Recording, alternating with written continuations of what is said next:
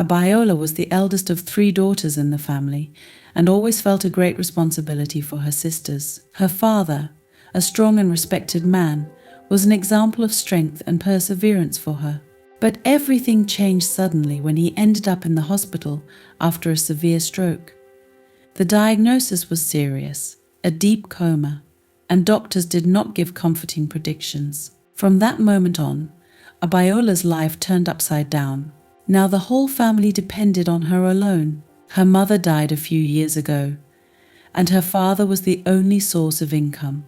Abiola, while still a student, tried to combine her studies with part-time jobs, but the money she earned was barely enough for basic needs. And now that my father was confined to a hospital bed, everything became much more complicated. On the first day after her father was admitted to the hospital, Abiola met with the attending physician. Your father's condition remains critical.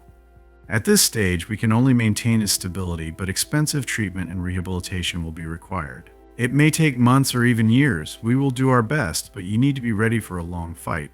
Abiola nodded, but inside she was torn. How could she handle such expenses?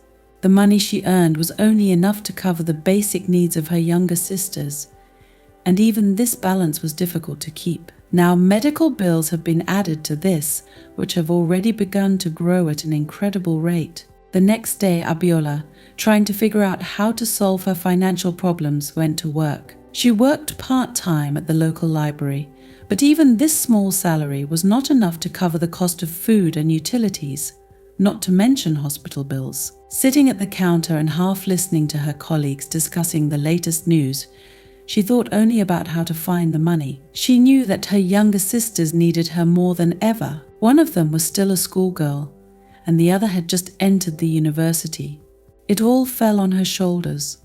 When she returned home late at night, she felt devastated. Her sisters were already asleep, and she was sitting in a dark room, holding medical bills in her hands. She knew that these sums were too much for her, and she had no idea how to cope with this burden. Things got worse when the hospital notified her that they would no longer be able to continue her father's treatment without payment. Abiola was desperate. Her friend Zola, who always supported her in difficult moments, offered to meet and discuss possible solutions. They met in a cafe. Abiola told Zola about her problems, that she did not know how to raise money to pay for treatment. Abiola, I understand how hard it is for you, but there is one way you can make money. I've heard about an application that allows you to get money quickly. However, it is not quite ordinary. Abiola was surprised. She had never heard of such an application, and the thought that it might be something illegal or immoral immediately alerted her. What are you talking about? What kind of application is this? Zola explained that this application is used to provide various services. Some people get to know each other through him, others are looking for dinner companies, and others are willing to pay for more intimate services. Hearing this, Abiola felt disgusted. She couldn't imagine herself in such a role. Zola, I can't do this. I'll never be able to. It's not for me. I understand it's a hard choice. But listen, if you decide it might help you, it's just another way to make money. No one forces you to do something you don't want to do. Abiola went home with heavy thoughts. She realized that she needed money, and this was the only quick way to get it. But she still couldn't make up her mind. Every day she faced new challenges, and her anxiety grew. Her younger sisters didn't know how critical the situation was, and she couldn't tell them about it, not wanting to burden them with additional worries. A few days have passed, and the situation has become even more tense. The hospital notified Abiola that they could no longer support her father's treatment without prepayment. She needed to raise a large sum of money urgently, and had no choice. In desperation, Abiola met with Zola again. Zola, I'm still not sure, but I don't see any other way out anymore. Tell me more about this app. Maybe I'll at least try. Zola explained to Abiola how to register, how to communicate with potential customers, and how to protect herself. Abiola still felt uncomfortable, but decided to give it a try. After several days of fruitless job search through the usual methods, She downloaded the app. Soon she received a message from a man named Bhakti, who offered to meet her. Initially, his message looked like an ordinary dinner offer, but when the conversation moved on, Bhakti proposed to her, which shocked her to the core. He offered a large sum of money for one night, but it was not just an ordinary meeting. Bhakti wanted Abiola to spend the night with him and his giant snake. It was an offer she couldn't take seriously. At first she refused, feeling disgusted, but Bhakti continued to persistently offer her a deal, claiming that this is a common thing for rich people, that there is nothing strange about it. Abiola was shocked, but her financial situation forced her to return to this offer. Every day, when she saw new bills and realized that her father might not receive the necessary treatment, her moral principles began to crumble. She began to wonder if it was worth it to take such a step to save her family. Finally, after much agonizing thought, Abiola agreed to a meeting with Bhakti. It was a decision that was incredibly difficult for her. She knew that she was violating her own moral principles, but she felt that she simply had no other choice. One evening she went to meet Bhakti, full of anxiety and doubts. It was the hardest night of her life. She spent time with Bhakti, fulfilling his strange and humiliating demands. His snake became a symbol of her betrayal to herself. It was an experience that left a deep mark on her, both physically and emotionally. After the meeting, Abiola received the promised amount of money.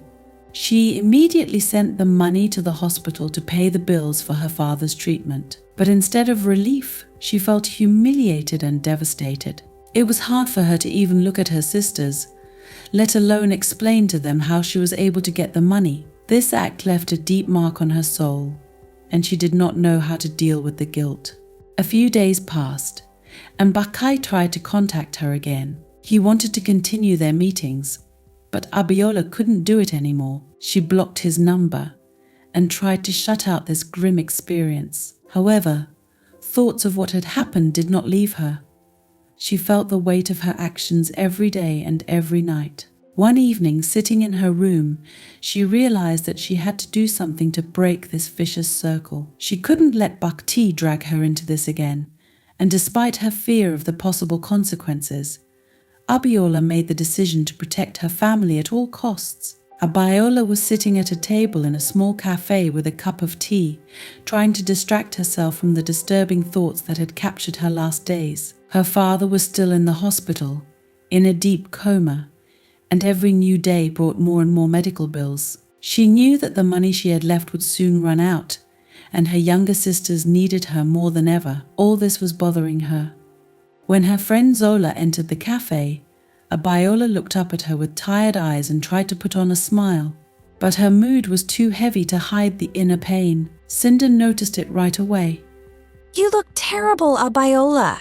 You're not resting at all, are you? Abiola nodded, unable to find the strength to speak. She knew that her friend had always supported her in difficult moments, but this crisis was too serious. She couldn't even tell Cinder how deep the abyss she had fallen into was. I just don't know what to do. Everything is not going as it should. I feel like I'm drowning in debt and problems. And the father. I can't raise the right amount for his treatment. Cinder looked at her friend thoughtfully, considering her words. Lately, she has also been trying to find a solution for Abiola, and now she has come up with an idea. I didn't want to suggest it, but it seems you have no other choice. You know, there's an app. You can make money quickly through it. Abiola frowned, puzzled. The app? To earn money? What are you talking about? Zola quickly explained that there is a platform on the internet through which people can earn money by offering various services. Someone is looking for company for dinner. Someone offers personal meetings. But in fact, it was a way for people to quickly find each other and get paid for services that were not always related to legitimate or morally justified activities. I know how it sounds, but it works. Some girls make a lot of money in one night. You know, I wouldn't have suggested it if I wasn't sure it could help you. Abiola felt a feeling of indignation and disgust rise inside her. She couldn't believe her friend was offering her something like this. Are you serious? Do you want me to sell myself for money? It's disgusting, Cinder. I will never go for it. Cinder sighed softly, understanding her friend's reaction. She knew that Abiola was proud and always tried to do the right thing, but the situation was becoming critical. I understand how you feel, Abiola, but you have to think about your family. You alone are responsible for your sisters and for your father. I'm not asking you to jump into it right away. Just think about it. After all, this may be the only way to get out of this nightmare. Abiola stared at her cup of tea in silence. Her pride resisted, but Cinder's words stuck in her head. She was desperate. And when all legal avenues are closed, what else is left?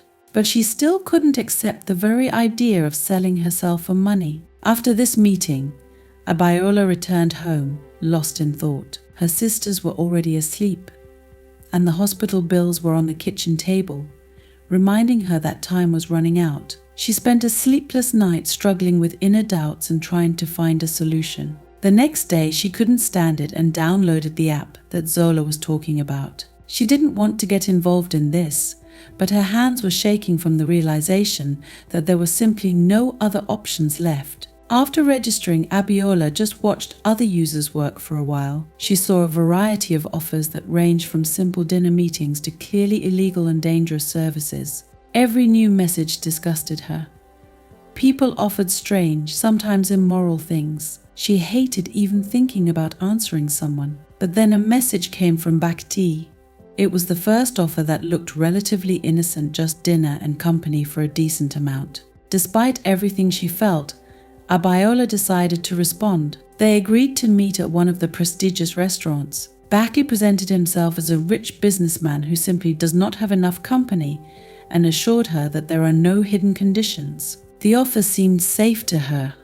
When Abiola came to the meeting, she was all on edge. Bhakti looked presentable, in an expensive suit and with a confident smile. They started dinner talking about everyday things, but there was constant discomfort inside Abiola. She couldn't get rid of the thought that this was wrong. When dinner came to an end, Bhakti invited her to continue the evening at his house. Abiola was confused but politely declined. Bhakti did not insist, but his tone changed. He talked about having a special offer that could bring her a lot more money. Abiola, who had been expecting a trick, became wary. Bhakti went on to talk about his love of exotic animals, in particular his giant snake. He invited Abiola to spend the night with him and his snake, explaining that it was part of his rituals and that it was completely safe. He promised a lot of money for it.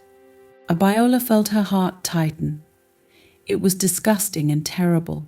She refused immediately, feeling humiliated. She wanted to leave and forget about it, but thoughts of money, family, and medical bills raged inside her. This offer was disgusting, but the amount of money he was offering was something she couldn't even dream of. For the next week, Abiola couldn't think of anything but that sentence. Her inner world was in chaos, and each new bill from the hospital only increased the pressure. She knew that she could not allow her father to remain without treatment, but it seemed unthinkable to her to agree to Bhakti's proposal. Finally, one evening, when she again received a notification from the hospital about the need for urgent payment, Abiola realized that there was no choice anymore. She agreed to meet Bhakti and spend that very night with him. That night, Abiola felt her soul being torn apart. She couldn't believe she'd done this. Everything that was happening seemed like a nightmare to her. After this experience, she returned home feeling dirty and humiliated. It seemed to her that she had betrayed not only herself but also her family.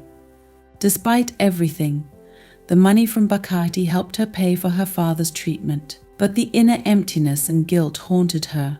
She tried to distance herself from her family, avoiding explanations and not finding the strength to tell the truth. After Abiola decided to meet Bhakti, she was in turmoil. She constantly asked herself if she was doing the right thing, and whether it was worth plunging into what could become a serious moral dilemma. But the situation with her father left her no choice. The medical bills were piling up, and the pressure on her was growing every day. Time passed, but there were no improvements. Her younger sisters didn't even know what their family was in, and every time she looked into their eyes, she felt an oppressive weight on her shoulders. When Abiola finally met Bhakti, everything looked much calmer than she had imagined. He was older than her, obviously with experience, and his manners were refined and restrained. They had dinner at one of the luxury restaurants, and at first glance, nothing foreshadowed trouble. For the first few hours, their conversations touched on mundane things, business, career, even personal interests. Abiola began to relax a little, thinking that perhaps the situation was not as scary as she had imagined. But then, when dinner was almost over and they were preparing to leave the restaurant, Bhakti offered to continue the evening at his house. He assured her that it would be a calm and pleasant conversation over a glass of wine, nothing more. Abiola, although she felt uncomfortable, decided to agree because she had already taken this step and she needed money.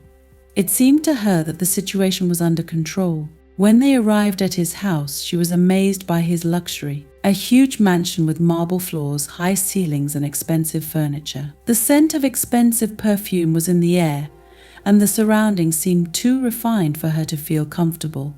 There was something wrong inside, but she still couldn't figure out what it was. Everything changed when they sat down at a table in one of the rooms and Bhakti began to talk more openly about his desires. He informed her that he had unusual tastes and that he was looking for a woman who would agree to spend the night with him, not just as an ordinary company. It will be something much more intimate and personal, connected with his exotic interests. He mentioned that he has a giant snake that plays an important role in his life and in certain rituals that he conducts. Abiola felt her heart speed up when Bhakti started talking about it. She couldn't figure out exactly what he meant, but his words caused her inner unease. Every minute his story became more strange and disturbing. He started talking about rituals related to sexual practices and mentioned that the snake plays an important role in these rituals. He hadn't given her the full details, but the hints were clear enough to know that this wasn't just an unusual night. It was something much more strange and frightening. Abiola felt disgusted. She didn't even know how to react to this offer.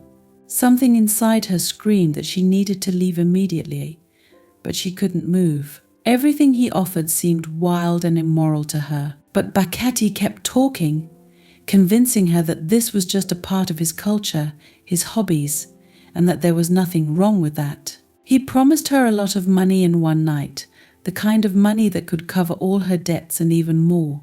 She thought about her father, about his condition in the hospital, about how each new week brought only new bills. These thoughts weighed on her, and she began to hesitate.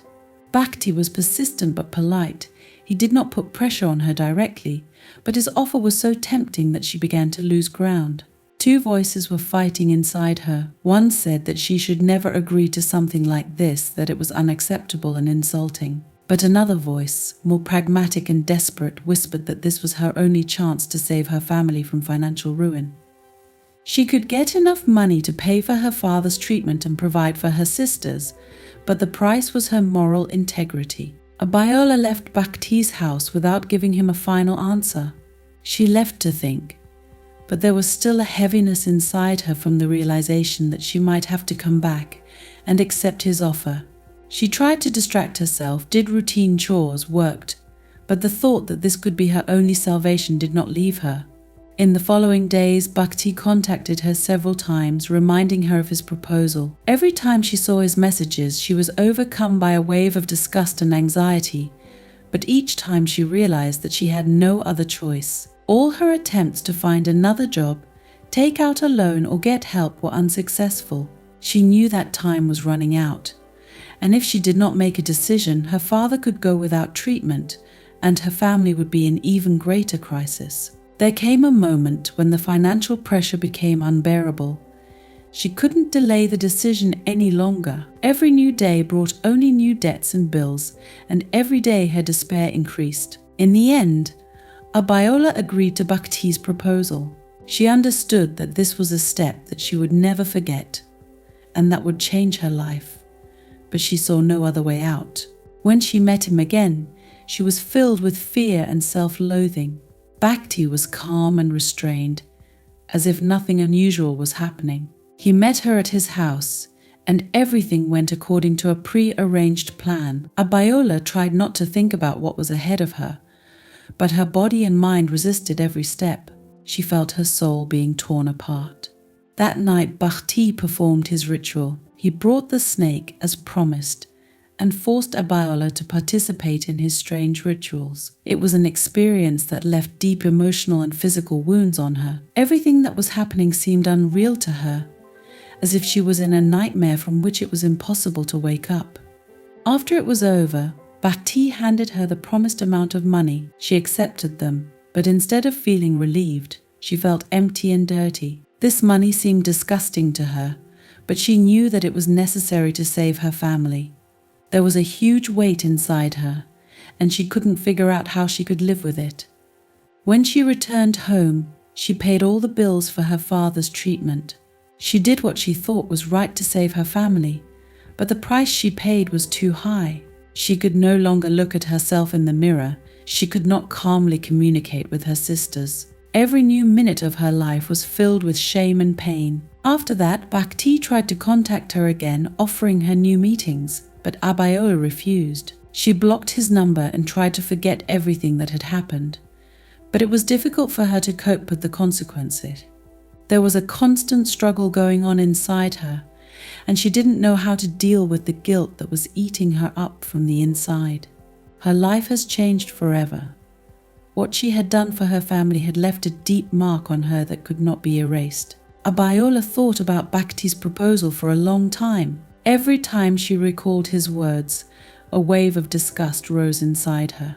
How could anyone even think of agreeing to something so terrible? But on the other hand, she understood that she had no other choice. Doctors have already begun demanding immediate payments for her father's treatment, threatening to stop the course if the money does not arrive on time. Each new day brought even more pressure. Medical bills piled up, and the sisters continued to live in ignorance, unaware of the fears and anxieties that Abiola was experiencing. She couldn't sleep well. Every night, images appeared in front of her in which Bakhti talked about his proposal, mentioning the snake and his strange rituals. She lay in bed, tormented by doubts and shame, but could not make either of the two decisions. On the one hand, if she agrees, she will be able to pay for her father's treatment and provide her family with the opportunity to live without fear for the future. But on the other hand, she understood that the moral price she would have to pay would be too high. Abiola felt her world was crumbling. Every day she tried to find an alternative solution. She considered options to take out a loan, sell some family items, or seek help from distant relatives, but all her attempts were in vain. The banks refused her a loan, not finding sufficient financial stability, and the relatives to whom she applied were themselves in difficult circumstances. With each new rejection, her hope slowly faded. The doctor who oversaw her father's treatment was increasingly talking to Abiola about the fact that without immediate money, treatment would be suspended. Her father was in a coma, and doctors could not guarantee his recovery, but without continued treatment, his condition could deteriorate significantly. This prospect scared Abiola to the core. She knew she had to do something, but her hands were tied, and every new conversation with the doctors pushed her to a desperate decision. She began to realize that she had no choice but to accept Bakhti's offer. There was a fierce struggle going on inside her, but every day she felt her moral principles giving way to the pressure of necessity. Pain and fear for her father overshadowed her mind, and she began to see Bakhti's offer as the only way to save the situation. In the end, Abiola made a decision. Her heart was filled with heaviness, but she understood that for the sake of her family she would have to take this step. She knew that it would violate all her moral principles, and she would never be able to look at herself the way she used to. But the choice was made. She called Bakhti and agreed to a meeting. When Abiola arrived at Bakhti's house, her heart was pounding. She stood in front of the front door, trying to gather her thoughts and strength. She knew that what would happen tonight would leave an indelible mark on her, but she couldn't back down anymore. Bakhti met her on the threshold with a smile, as if anticipating what was to come. He led her inside, and every second of her stay in this house seemed like an eternity to her. The furnishings in Bhakti's house were luxurious, but cold. She felt like a stranger in this environment, as if her existence here was wrong. Bhakti invited her to sit down, and they talked for a while, as if trying to lighten the atmosphere. But Abiola felt the tension in every word, in every movement. She couldn't take her mind off what lay ahead. When Bhakti mentioned the snake, Abiola felt her body tense up. He told her that the snake is not just an exotic animal, it is part of his rituals and practices that he has been practicing for many years. He explained that there was nothing dangerous about it, that she should relax and just follow his instructions. But Bhakti's words sounded like a mockery. Abiola felt how every step he took, every movement, only increased her fear. That night, Abiola experienced something that cannot be described in words. Everything that was happening seemed to her an incredible nightmare from which she could not wake up. The rituals Bhakti was involved in was strange and frightening, and the presence of a giant snake next to her made the situation even more unbearable. She felt like a victim trapped, deprived of strength and the ability to get out. When it was over, Bhakti handed her the promised money. He did it with such cold confidence, as if it was just a business exchange. But for Abiola, it was a moment that turned her life around. She accepted the money, but inside she felt that she had made a huge mistake. She felt devastated, humiliated, and broken. She couldn't believe she'd done this, but at the same time she knew she had no other choice. After returning home, Abiola could not sleep. She was sitting on her bed, looking at the money, and trying to figure out what had happened to her. She did it for her family, for her father, for her sisters. But the price she paid was too high. She couldn't look at herself in the mirror anymore, couldn't communicate with her family the way she used to. Her inner world was destroyed. The next day, Abiola paid the bills for her father's treatment. The doctors informed her that thanks to timely payment, they would be able to continue treatment, and her father had a chance to recover. But even this good news did not bring her relief. She couldn't be happy anymore, because she knew what the price of that money was. Her condition worsened every day. She tried to forget about what had happened, but it was impossible. Internal conflict and guilt were eating her up from the inside. She felt dirty and spoiled. All her moral principles, her beliefs, all this collapsed in one moment when she agreed to a deal with Bhakti. Abiola began to avoid socializing with friends and family. She couldn't look her sisters in the eye anymore, couldn't communicate with them properly.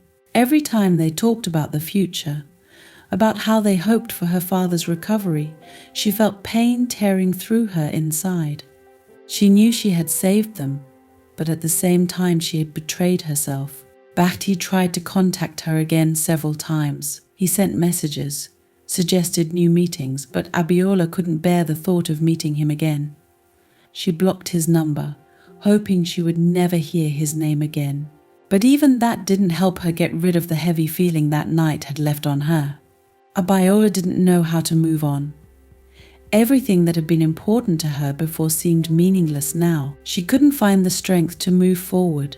Her internal conflict was becoming more and more destructive. She saved her family, but lost herself in the process. Over time, she began to realize that she would have to live with this burden for the rest of her life. It was her choice, her decision, and she had to deal with the consequences. But no matter what she did, the guilt and shame never left her. Abiola, handing the money to the doctor with trembling hands, felt her heart slowly turn to stone. She stood at the reception desk, trying not to make eye contact with the nurse, who gratefully accepted a large sum and assured her that her father's treatment would continue without delay. These words should have been a relief, because now her father's life was not in danger due to lack of funds. However, instead, an emptiness grew in her chest, absorbing everything that had once brought her joy and comfort. The feeling of emptiness did not leave her even when she left the hospital. People were going about their business,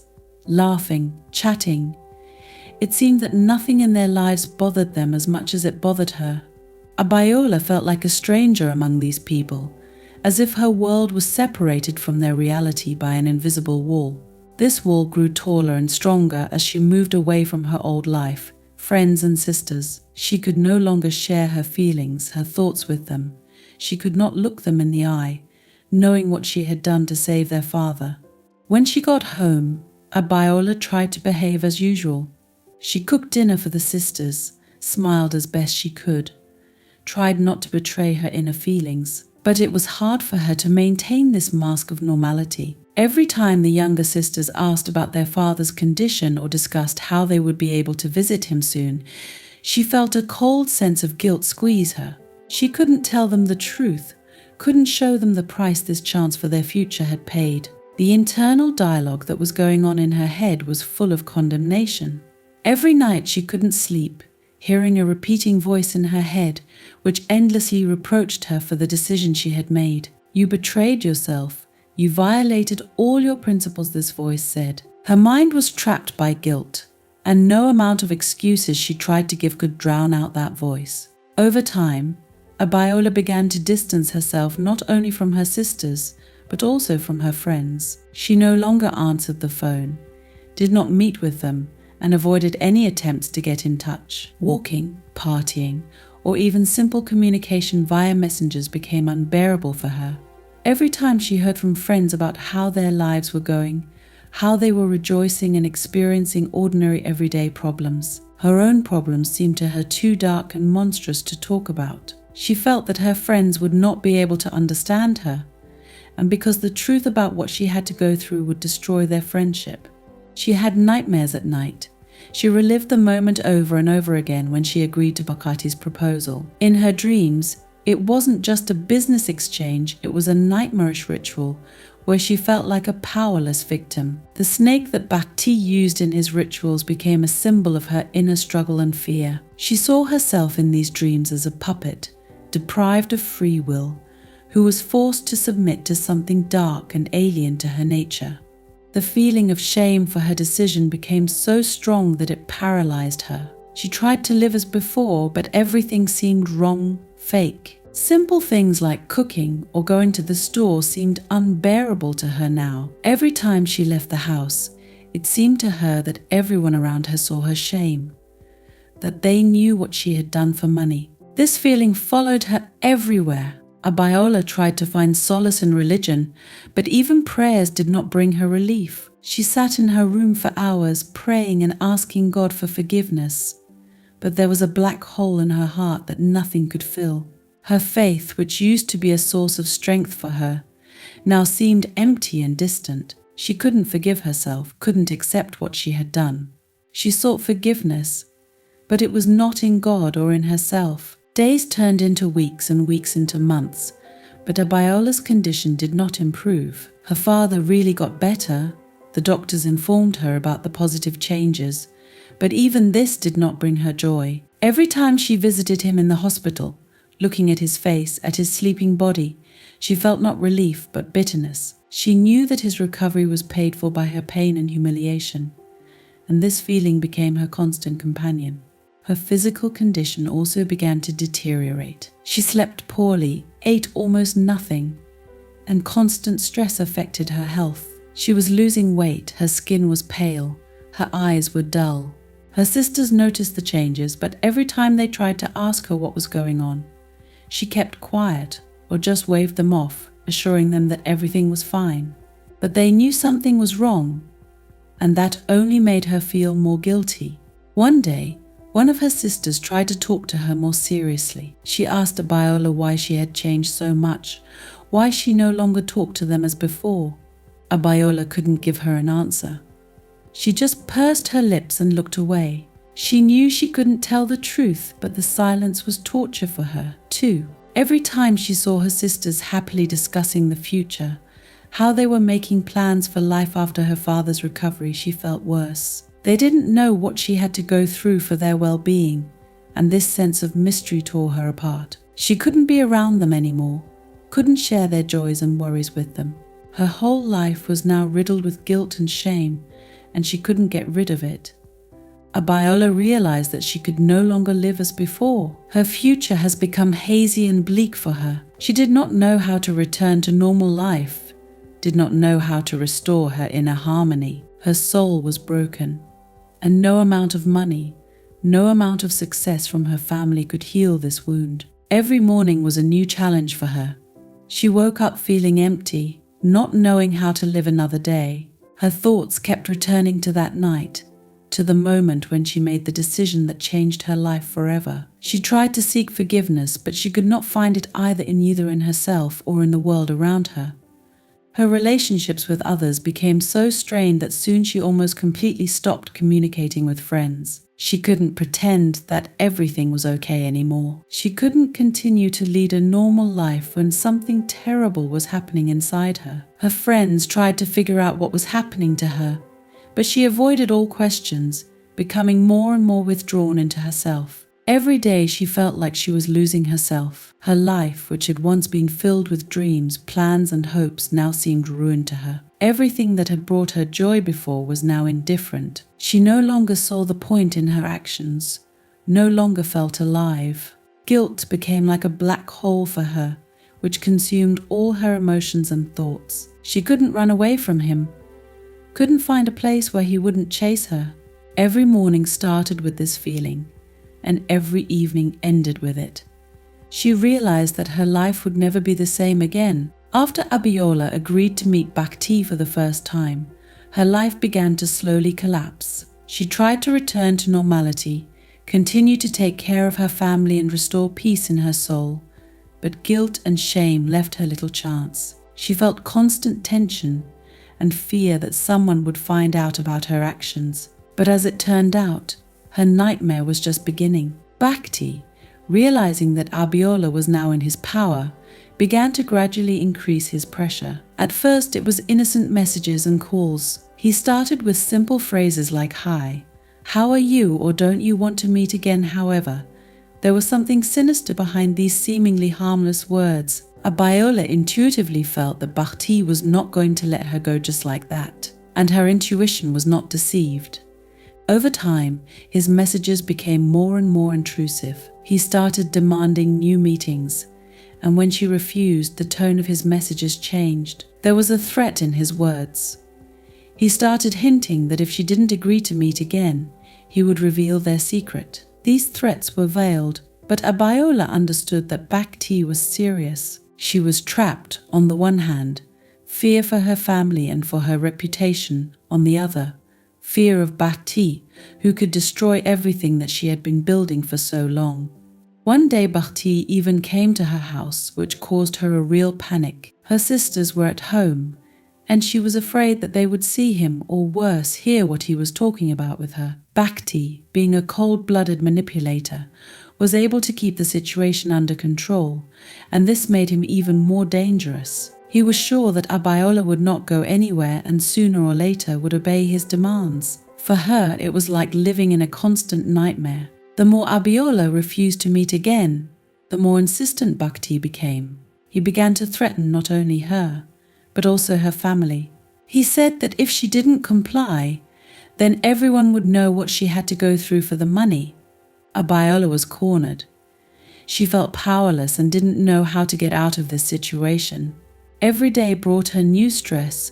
She could no longer eat or sleep normally, and her fear increased with every message from Bhakti. Despite the pressure, Abiola understood that she had to somehow resist him. She couldn't live in fear anymore, couldn't let this man ruin her life and her family's life. At some point, a sense of determination awoke inside her. She knew that she could no longer live as Bhakti's slave. She had to regain control of her life. But this decision was not easy for her, and it took time to realize that she had no other choice. With each passing day, fear turned into anger. Abiola no longer wanted to be a victim. She felt she had to do something. She began to think about how to put an end to this torment, and came to the conclusion that the only way to free herself was to break the connection with Bhakti. But it turned out to be not so easy to do. He wasn't going to let her go just like that, and she knew that there had to be a decisive step that would put an end to his manipulations once and for all. The climax came when Bhakti came to her house again. This time his tone was much more threatening. He clearly felt superior and was sure that Abiola would not be able to resist him. He demanded an immediate meeting, saying that if she refused again, he would tell her family and even the doctors who treat her father. This threat was the last straw. Abiola realized that she could no longer live in fear. Something broke inside her, and she decided to act. She agreed to meet with Bhakti, but this time she had her own plan. When they met, Bhakti brought his snake with him, as he had done before. This snake became a symbol of all her fears and humiliations, all that she wanted to forget but could not. But this time something has changed. She no longer felt fear of the snake or of Bhakti. She looked at them with cold determination. At some point, when Bhakti was distracted, Abiola approached the cage where the snake was. There was anger in her eyes and determination in her heart. She understood that this snake was not just an animal, but a symbol of the control that Bhakti had over her, and she decided to put an end to it. She opened the cage and, without hesitation, killed the snake. This act was not just a physical act for her. It was a symbolic release. After killing the snake, she broke the chain that bound her to Bhakti. Bhakti was shocked. He hadn't expected this turn of events. His confidence was broken. He could no longer control Abiola. At that moment, she realized that she was no longer afraid of him. She looked into his eyes and made it clear that she would never obey him again. Bhakti tried to threaten her, saying that he would tell her family and friends anyway, but Abiola no longer listened to him. She knew that she had to come out of this situation with her head held high, regardless of the consequences. Her determination gave her strength back. She left Bhakti knowing that she would never let him influence her life again. After this meeting, Abiola began to rebuild herself. It wasn't easy. She still felt guilty and ashamed for what she had done, but now she had a feeling that she could handle it. She was no longer a victim. She accepted responsibility for her actions and was ready to move on. Abiola began to gradually come back to life. She began to communicate with her sisters and friends again, trying not to withdraw into herself. Her path to healing had been long and difficult, but now she had the strength and determination to move forward. She knew she couldn't forget what had happened, but now she could at least accept it as part of her life and use it as a lesson. Bhakti did not appear in her life anymore. Perhaps he realized that he no longer had power over her and decided to retreat. Abiola was no longer afraid that he would ever come back. She knew that even if that happened, she would be ready to confront him. This experience changed her forever. She was no longer that naive girl who had once been looking for an easy way to make money. Now she was a woman who had been through hell and survived. She has become stronger, but she has not lost her humanity. Abiola accepted the fact that she would have to live with this experience, but now she knew that she could handle any difficulties. Her life was back to normal.